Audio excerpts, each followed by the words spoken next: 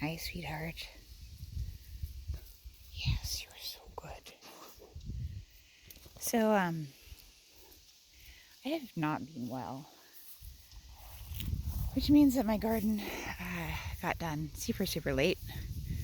My tomatoes are in, but I only put my potatoes in yesterday.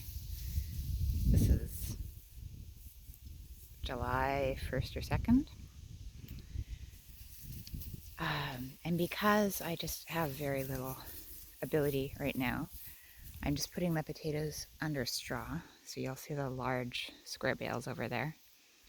They're like 3 foot high, 2 foot wide, 8 feet long, and 2/3 of a bale has done this, about 1,300 square feet. So what I do is I just set the potatoes underneath, like on the ground, put straw over them, and then as they peek through the straw, I'll put more. And the straw is an incredibly powerful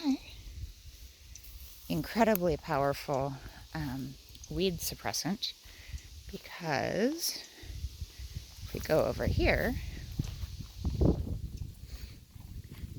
you can see where last year's potatoes were. And there's just no, well, that one got, there we go.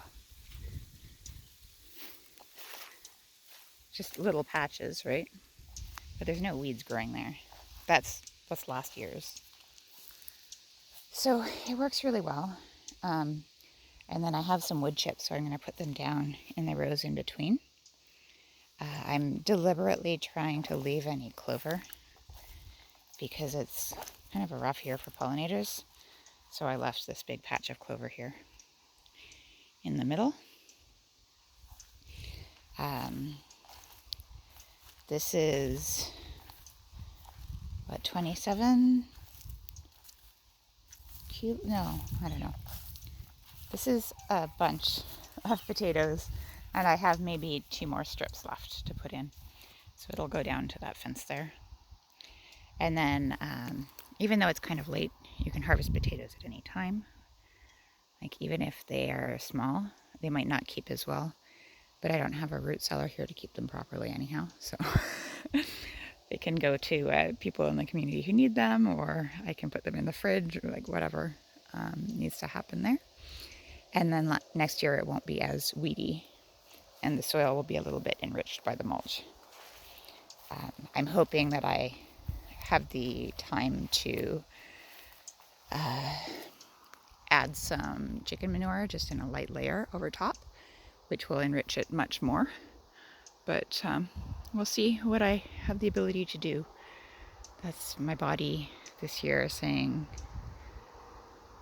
hey, don't do so much. Over here is a little patch of Gaspé corn. I was hoping to get a whole lot of corn in this year, but I did at least get the Gaspé. It's enjoying its irrigation because we've had a very, very dry year. This doesn't look like much, but that's 220 tomato plants in this field. You can see they're in little wells because they're being hand watered. And these were the last ones planted. The first ones planted are actually, they're not that bad.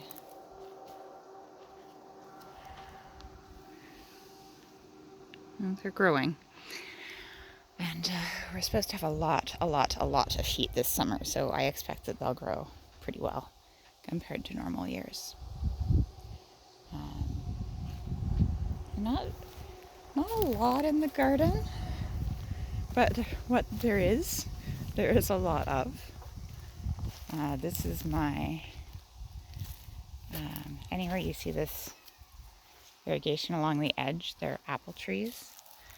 So those are seedling apples. That's one.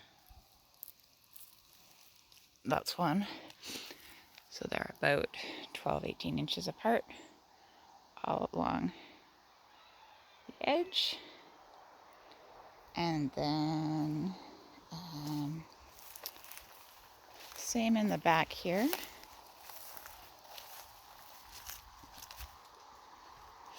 I cannot overstate how dry it was this year. Just dust. And because I have clay soil, this was actually quite hard.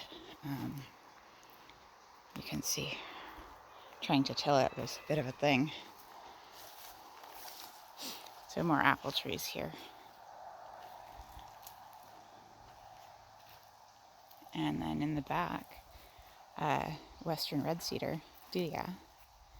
Very interested to see how that goes. We're doing some climate trials at work. There were a couple extra seedlings, so they got to go in.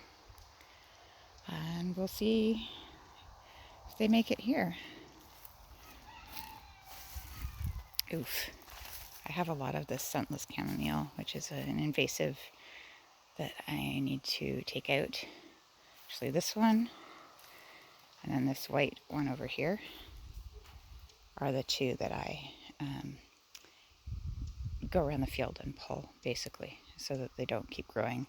The clover and the plantain, love them. They can absolutely stay.